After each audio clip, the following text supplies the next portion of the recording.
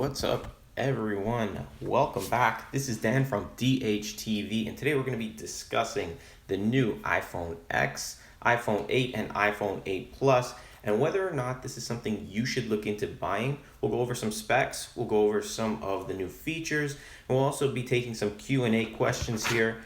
And because this is a new setup here, we're kind of going live. If you're not watching this live, I'm going to place a link on the screen. It'll also be in the description. You can click it. It'll take you right to where we go over all the specifications and all the new features, whether or not you should buy it or not.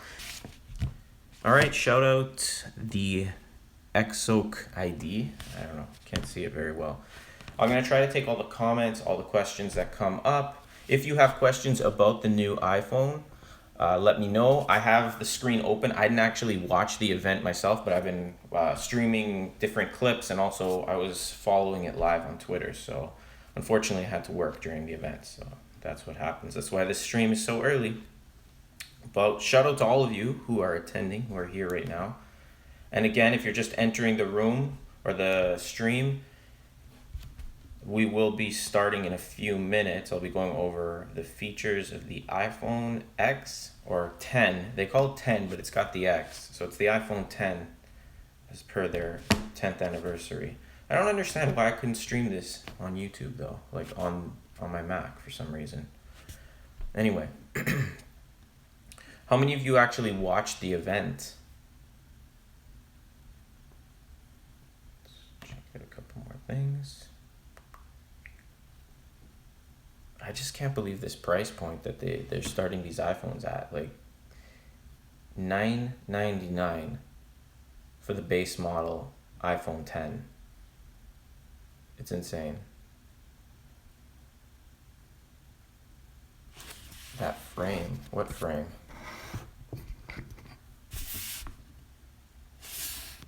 What frame is cutting this? Oh yeah, on the new iPhone. Yeah. It's a little bit odd, but at the same time, they have like your information on the top. So now because I'm using my iPhone, I'll just use this phone. But it's kind of okay because even though the iPhone's cut like this, your notification and your internet connection as well is going to be all in this section.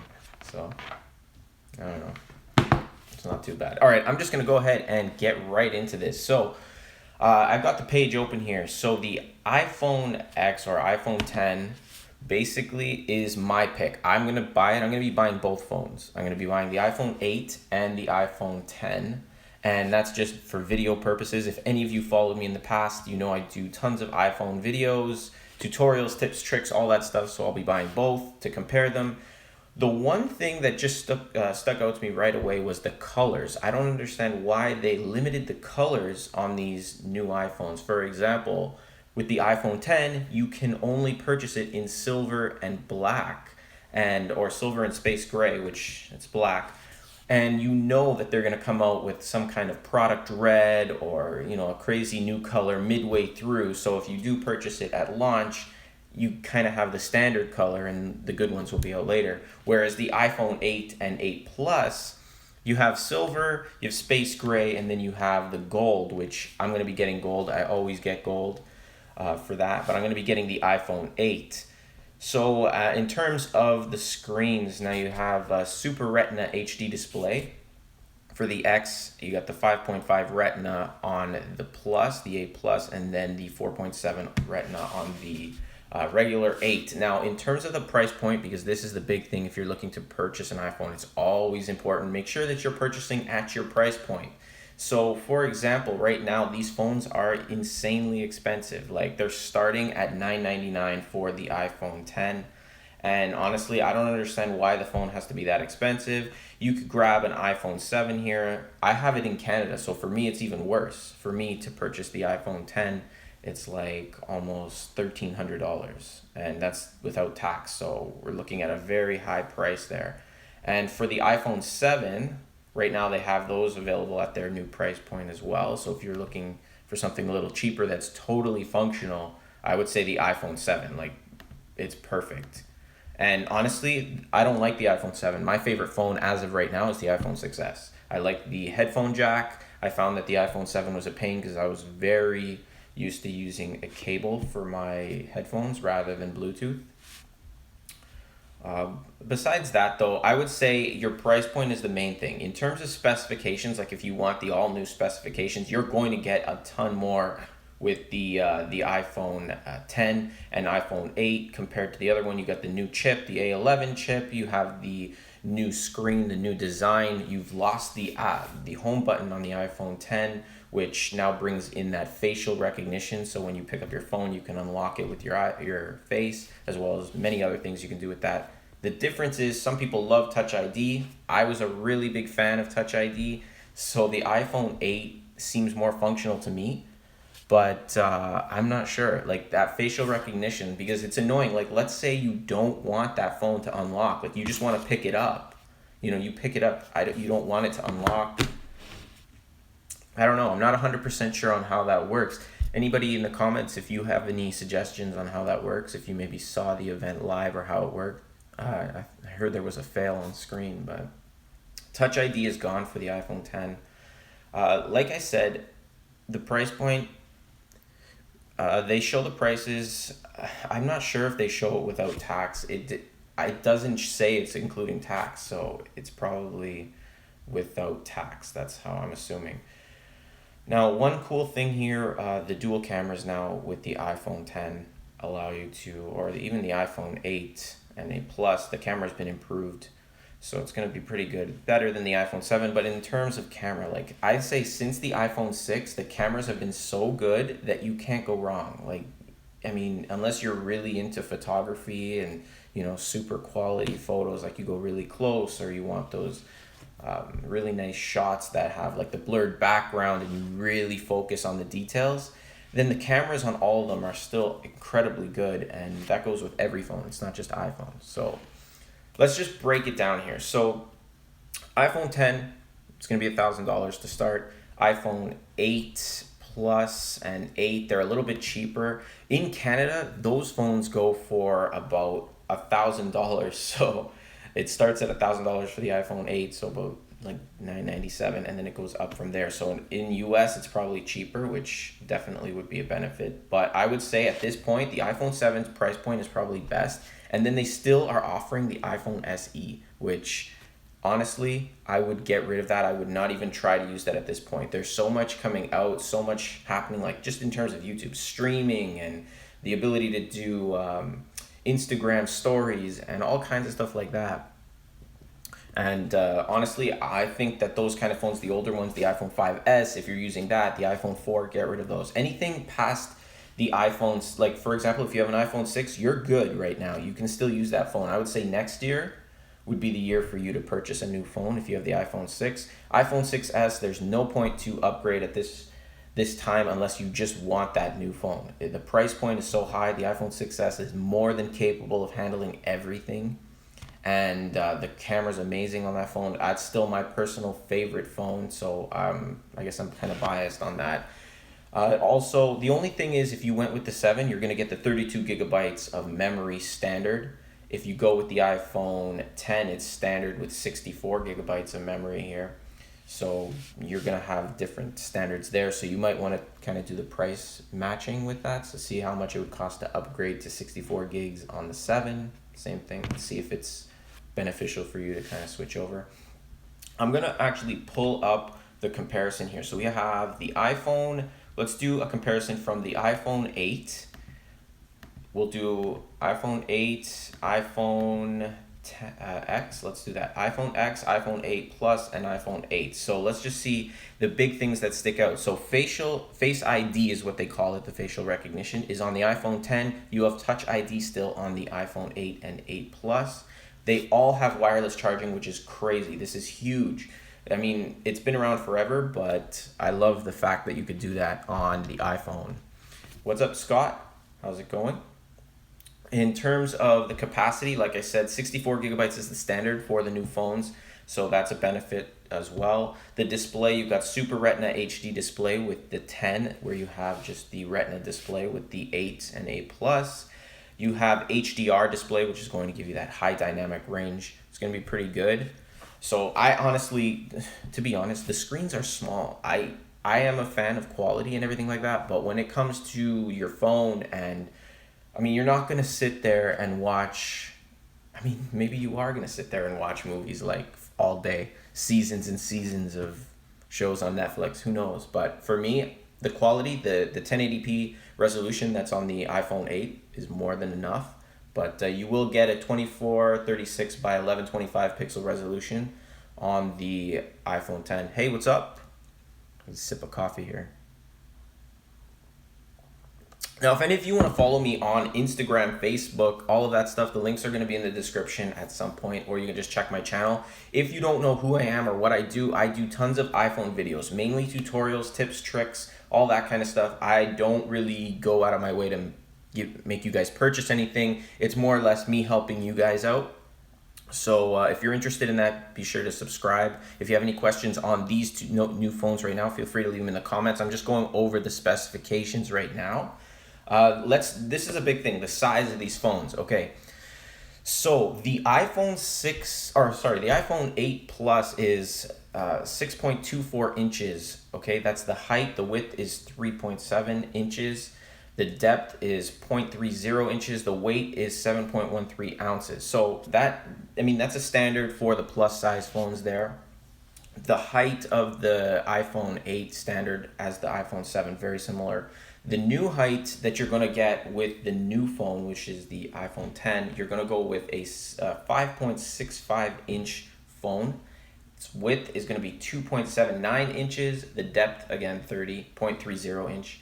The weight is 6.14 ounces. So it's actually going to weigh a little bit more than the iPhone 8, and it's going to be a little bit less than the iPhone 8 Plus. So that's, we lost connection there. All right, we lost our connection there for a second. Hey, the XO, what's going on? All right, so let's take some questions here. There's still more specifications to go over, but the camera, splash and water, dust resistant, like normal. The iPhone 7 was that way as well. The camera now, like I said, has been bumped up. So the iPhone 8 Plus and iPhone 10 are going to have the new specifications on the camera, or the better of the three. So you got the 12 megapixel wide angle telephoto camera that has some extra features built in. So you have the wide angle and telephoto aperture, dual optical image stabilization, whereas the iPhone 8 Plus and 8 will just have optical image stabilization. So the dual is going to give you a little bit more stability, especially when you're kind of moving around, so you won't have so much bounce. Wide color capture for photos and live photos, that's standard through all three. Quad LED true tone flash with slow sync, that's standard all three. Now with the iPhone 8 Plus and 10, you're going to get a portrait mode option, portrait lighting, which is in beta mode, but it's going to allow you to really detail those photos, kind of, darken up the screen, get that face to really pop, make it look exactly as you want it, kind of almost like a little Photoshop ability with the phone itself, but it's kind of cool. Video recording, 4K recording at 24 frames per second, 30 frames, or 60, 1080 HD video recording at 30 or 60. Optical image stabilization for video. This is all for the iPhone 10. They're pretty standard throughout all three though at this point. Nothing really stands out here, pretty much the same. The only difference I would see is I believe, I don't have it in front of me, but the iPhone 8, the digital zoom, I don't know if anybody really zooms in and zooms out when they're filming because it just destroys the camera, the quality, but you have digital zoom on the iPhone 8 where I think the iPhone 10 and iPhone 8 Plus are going to have an optical zoom. So that's better. If you're zooming optical, then your photos or your videos aren't going to kind of blur because it's not just going to zoom into that and you see that pixel. The optical will give you more clean zoom. All right, so that's pretty much the main things that were with this phone. Let's just kind of decide here. Is this phone right for you? To be honest, $1,000 for a phone, in comparison, you can almost buy a Mac. You can almost buy an iMac with that money. So I would say the price point is scaring me. It's literally scaring me because every year I've purchased a new iPhone, and every year the price has been around that $850, $900 mark, and they just jumped the price up to like for me, like I said, is 1319, and I'm not 100% sure if that's with or without tax. If that's without tax, I'm looking at a $1,400+ phone that only has 64 gigabytes of memory. I could walk around with an iPad for cheaper than that. I have my iPad mini, I have my iPhone 7. It's perfect. If I wasn't doing videos, honestly, if I was not doing videos, tutorial videos and things like that, I would not be purchasing any of these phones unless I had an iPhone 5S. So if you have an iPhone 5S or older, or an iPhone SE or older, I would look into it. If you have an iPhone 6, 6S, if you have the new SE that's as strong as the 6S, I would say you're fine as well. Just the screen is so small. So that would be the toss-up. If you're not happy with the screen, you would want to, up that. Yeah, exactly. Good point there. You would also need to purchase all new cases and all new things like that, because the new iPhone's completely different size. It almost, what this feels like? It feels like Apple, they still have their iPhone series, which is the iPhone 8, 8 Plus, and then they just added a new phone to their library. This is the buttonless phone, right? It doesn't have any, no home button. It doesn't feel like this is a genuine iPhone. I don't know if anybody else feels that way, but I love having the home button. I was kind of upset when they took away the actual physical button, but I got used to the mechanism that allowed it to feel like you were pressing. But I feel like this is another direction that they're going in. Eventually I feel like the whole screen's going to be screen. I feel like these things are going to be paper thin. I feel like we're going to see phones at some point that you can actually fold in half and put them in your wallet. Like, things are going to be this way. I don't know. It feels like a different phone. Yeah, exactly. All this 12 months. Good point again. You're going to have to upgrade again. Well, no, not necessarily. Every year, every phone company comes out with their phone. They want to. Think about it. If you owned a company, let's say your company was, I don't know, selling anything. Maybe you sold bikes. Every year, if you came out with a new bike and you had a loyal following like Samsung and Apple, and you knew that every year, even if you didn't make as many sales as the year before, you would have 10 million people or millions and millions of people buying it, where you're going to make billions of dollars. It's 100% what they're doing. They know that they could release actually total crap and still make a profit. And I feel like things have come out like that, like Apple's, whatever that charging case was. I don't know what that was, that weird charging case. I'm not a fan of that, but they looked at it, they brought it out. Everybody complained, honestly, people looked at it and thought it was kind of weird, but it still sold.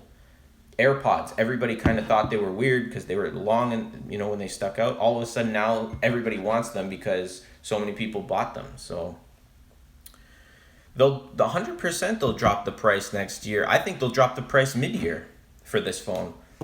How do I see the comments regularly? Because they keep going away on me here. Can I see them?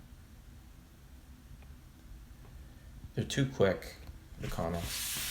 Got to figure out a live stream. But this is going to be a new way of kind of putting these videos together. I'm actually going to, when I get these phones, I'm going to pre-order them. I got to stay up all night because, again, Pacific time. So if you want to order these phones, I believe the iPhone 8 pre-order is in 2 days. So, again, I can't check my calendar there. Maybe I have it on this calendar. Yeah, so the iPhone 8 release date should be on the 15th, I think. And it's going to be at 12:01 a.m. Pacific. So that means it's going to be 3 o'clock in the morning if you're on the Eastern time. And it's usually crazy. Also, if you want to purchase the iPhone 10, the release date's the 27th of October. Again, same time, 12:01 a.m. And that means it's going to be 3 a.m. Eastern. Excuse me. Aside from that, even if you do pre-order the iPhone 10 October 27th and you manage to get one, you're going to have to wait until mid-November to receive it. And that's if you pre-order right away, because it goes in segments. If you get there right on time and pre-order right on time, there's already been 1 million people that pre-ordered before you. It's just the way it works. And that means they get theirs first. So you might not even get it on launch day. It might come a few days later. It might come weeks later. I've never received mine on launch day, I don't think. I think it's always been a few days or a day later. Yeah. Yeah, you should, Scott. I totally recommend keeping the iPhone 6s. There's no point unless you actually want something that's specific to these new phones. Yeah. Yeah, if you're happy, like that's exactly it. Like I'm not saying that you should, like I am saying, yeah, if you have a 5S, then it's a good idea to upgrade. It's 100% a good idea to upgrade because you're getting so much more for your money. But for me, I have an iPhone 7 or I have an iPhone 6 or 6S.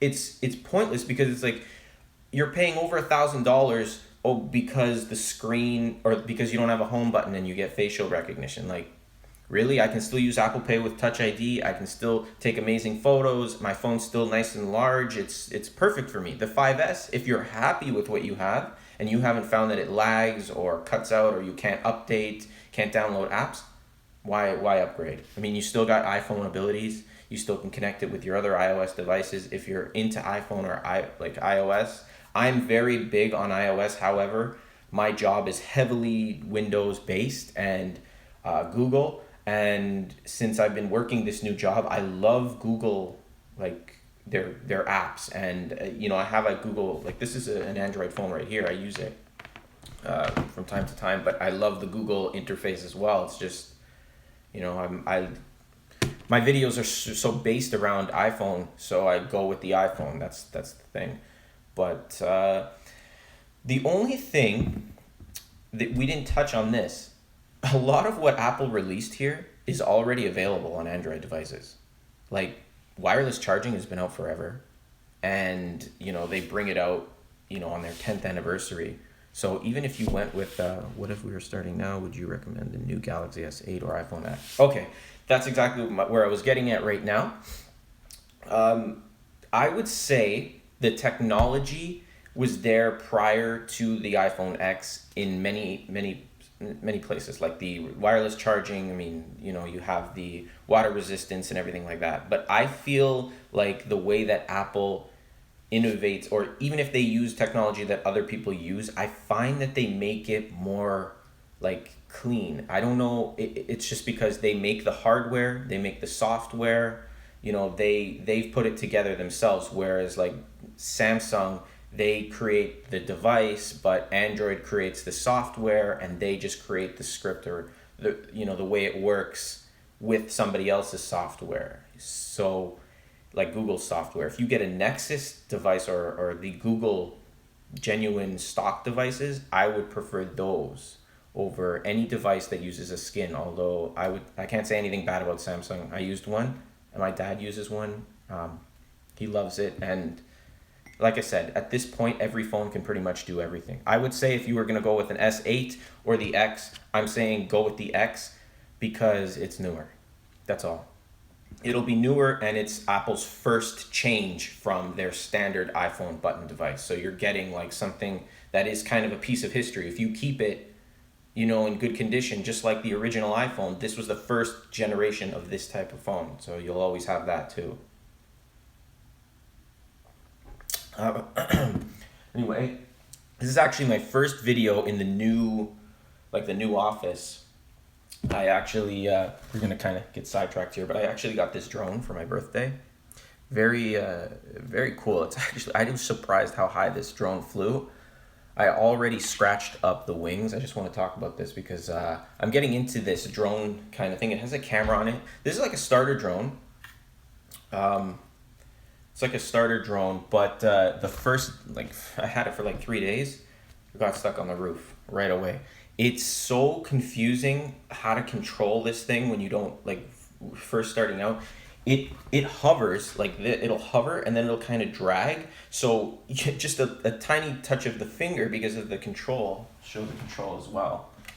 Because of the way the control, it's got all these arrows and everything.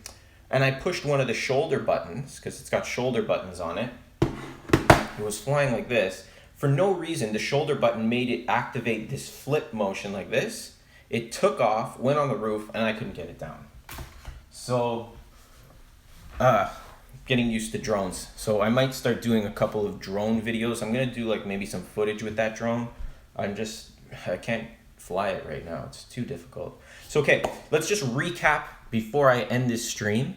So if you're looking to purchase the iPhone 10 or iPhone 8 or iPhone 8 Plus, here's the basic rundown. If you have an old iPhone, anything prior to an iPhone 6, so if you have an iPhone 5S or older, if you have an iPhone SE, that's the old version, that's like the iPhone 5S, or if you're finding the iPhone SE is too small, or you want something very specific, then it's okay. Yeah, that would be your best scenario to upgrade. However, if you have an iPhone 6, 6S, anything above that, even iPhone 7, the real differences that you're going to get with these phones doesn't justify the crazy $1,000, and that's just for base price point.